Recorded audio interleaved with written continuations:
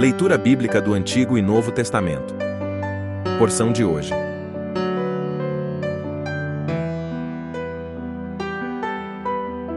Provérbios capítulo 21, versículos do 1 ao 21.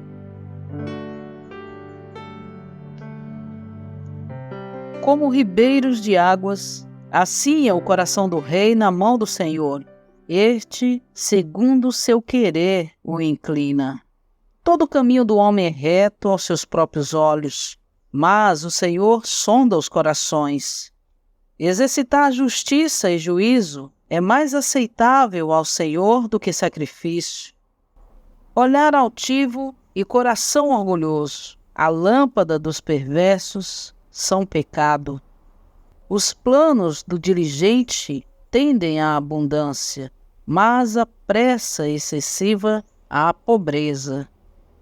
Trabalhar por adquirir tesouro com língua falsa é vaidade e laço mortal. A violência dos perversos os arrebata, porque recusam praticar a justiça. Tortuoso é o caminho do homem carregado de culpa, mas reto o proceder do honesto. Melhor é morar no canto do eirado do que junto com a mulher contenciosa e irascível. A alma do perverso deseja o mal, nem o seu vizinho recebe dele compaixão. Quando o escarnecedor é castigado, o simples se torna sábio, e quando o sábio é instruído, recebe o conhecimento. O justo considera a casa dos perversos e os arrasta para o mal. O que tapa o ouvido ao clamor do pobre, também clamará e não será ouvido. O presente que se dá em segredo abate a ira, e a dádiva em sigilo uma forte indignação. Praticar a justiça é alegria para o justo, mas espanto para os que praticam a iniquidade. O homem que se desvia do caminho do entendimento, na congregação dos mortos, repousará. Quem ama os prazeres, empobrecerá. Quem ama o vinho e o azeite, jamais enriquecerá. O perverso serve de resgate para o justo, e para os retos, o pérfido. Melhor é morar numa terra deserta do que com a mulher contenciosa e irascível.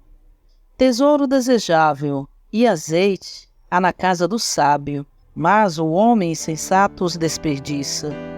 O que segue a justiça e a bondade achará a vida, a justiça e a honra. Evangelho de Lucas, capítulo 8, versículos do 19 ao 56. Vieram ter com ele sua mãe e seus irmãos, e não podiam aproximar-se dele por causa da multidão. E foi-lhe comunicado: tua mãe e teus irmãos estão lá fora e querem ver-te. Ele, porém, lhes respondeu: minha mãe e meus irmãos são estes, que ouvem a palavra de Deus e a praticam. Aconteceu que num daqueles dias, ele entrou num barco com os seus discípulos e disse-lhes: passemos para outra margem do lago. E partiram. Enquanto navegavam, ele adormeceu. E desabou um temporal de vento no lago, e o barco se enchia de água, e eles corriam perigo. Chegando a ele, despertaram-no, dizendo: mestre, mestre, estamos perecendo. E ele, despertando, repreendeu o vento e a fúria da água, e cessaram, e fez bonança.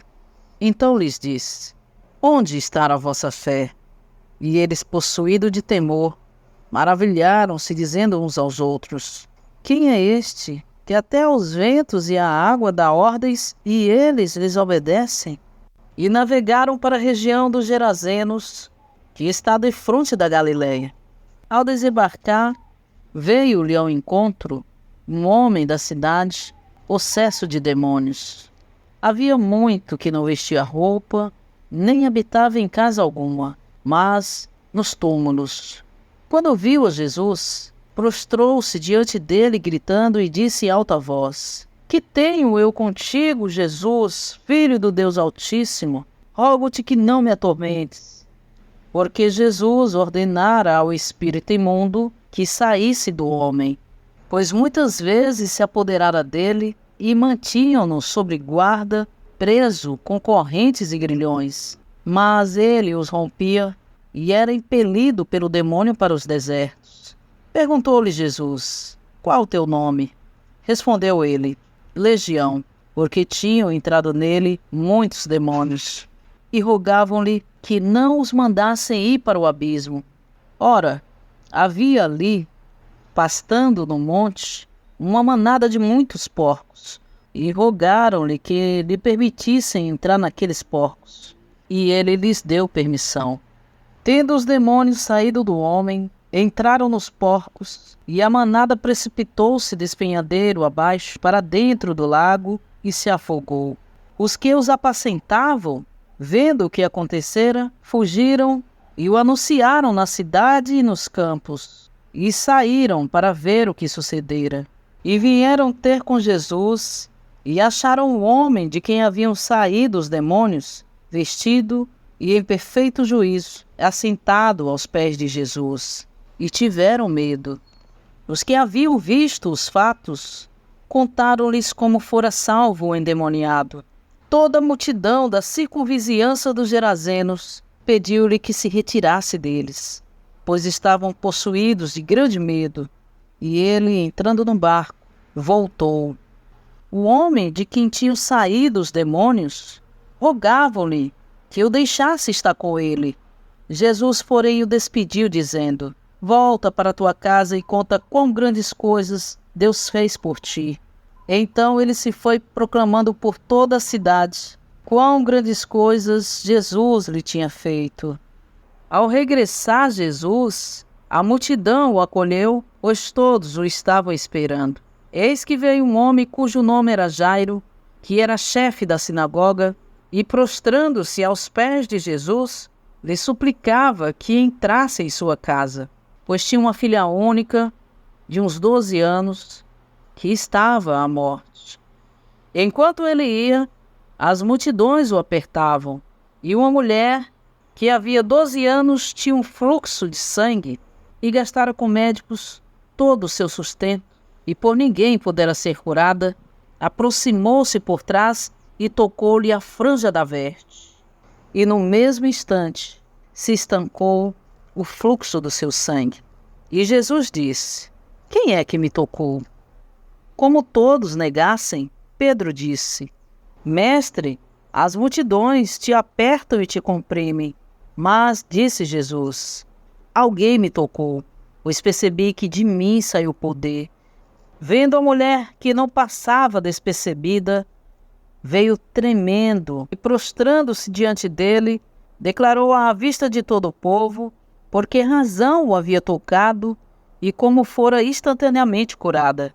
E ele lhe disse: filha, a tua fé te salvou. Vá em paz. Falava ele ainda, quando chegou alguém da casa do chefe da sinagoga, dizendo: tua filha morreu, não incomodes mais o mestre. Mas Jesus, ouvindo isso, lhe respondeu: não temas, crê somente, e ela será salva. Tendo chegado à casa, a ninguém permitiu que entrasse com ele, senão Pedro, João, Tiago e o pai e a mãe da menina. E todos choravam e lamentavam por ela. Mas ele disse: não choreis, pois ela não morreu, mas dorme. E riam-se dele, sabendo que ela havia morrido. Ele, porém, tomando-lhe a mão, clamou, dizendo: menina, levanta-te. Voltou-lhe o espírito e no mesmo instante ela se levantou. E ele mandou que lhe dessem de comer. Seus pais ficaram maravilhados, mas ele lhes ordenou que a ninguém contassem o que havia acontecido.